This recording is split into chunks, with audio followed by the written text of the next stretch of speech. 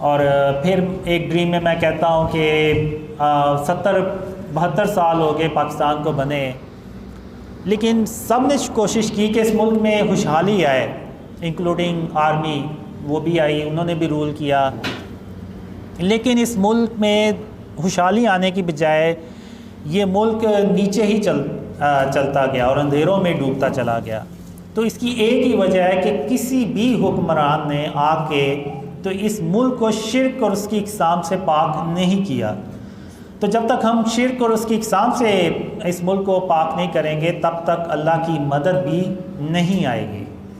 اب یہ جو شرک ہے، لوگ کہتے ہیں کہ یہ تو ہم تو نہیں پوج رہے، یہ جو پڑے ہوتے ہیں، تصاویر لگی ہوتی ہیں بڑے بڑے بل بورڈز پہ اور اسٹیچوز بنے ہوئے ہیں آرٹ اور کلچر کے نام پہ۔ آپ ایک لاہور میں ایک بڑی ہاؤسنگ سوسائٹی ہے، انہوں نے تو باقاعدہ ایک بلاک بنایا ہوا ہے اور ادھر نے باطل خدا لگائے ہوئے ہیں بنا کے۔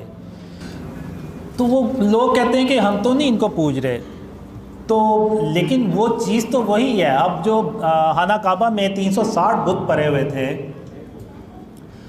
تو مسلمانوں نے ان کو پوجنا تو نہیں تھا، لیکن پھر بھی خاتم النبیین محمد صلی اللہ علیہ وسلم نے ان بتوں کو توڑا، ابراہیم علیہ السلام نے بھی بتوں کو توڑا۔ تو بتوں کو توڑ کے تو جو اللہ کی جو سرزمین ہے اس کو شرک سے پاک کیا جاتا ہے۔ جب سرزمین شرک سے پاک ہوگی تو تبھی اللہ کی مدد آئے گی۔ تو اگر آپ دیکھیں تو لاہور میں نکل جائیں آپ کو جگہ جگہ آرٹ اور کلچر کے نام پہ اسٹیچوز نظر آئیں گے، مجسمے نظر آئیں گے۔ تو یہ بھی سب جو ہے نا وہ شرک ہے۔ اب جو مجسمے بنانا اور ان میں روح پھونکنا ہے، یہ اللہ رب العالمین کا کام ہے۔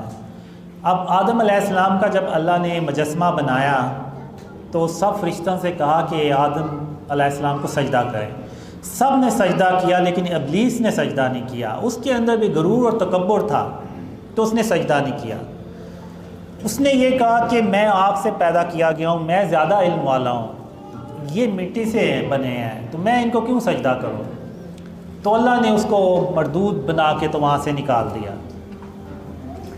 تو یہ جو شرک یعنی غرور، تکبر، کینہ اور بغض، یہ میں پھر کہوں گا کہ آج مسلمانوں میں یہ بہت زیادہ ہو گیا ہے، اور کسی کا مذاق اڑانا تو اللہ کو سخت ناپسند ہے۔ اور ایون اللہ نے مجھے دکھایا بھی کہ جو کوئی کسی کا مذاق اڑاتا ہے تو اللہ اس کو کیسی سزا دیتا ہے۔ ایون ایک ڈریم میں اللہ نے کہا کہ اگر کوئی اپنی دور کا کوئی بہت بڑا عالم ہو اور وہ صرف مذاق میں کسی بے نمازی کو یہ بات کر دے کہ تم تو بے نمازی ہو اور میں 5 وقت کی نماز پڑھتا ہوں، تو یہ اللہ کے نزدیک اتنی بڑی بات ہے کہ جیسے وہ عالم آسمانوں کی بلندیوں سے گر کے تو زمین کی گہرائیوں میں جا گرا ہو۔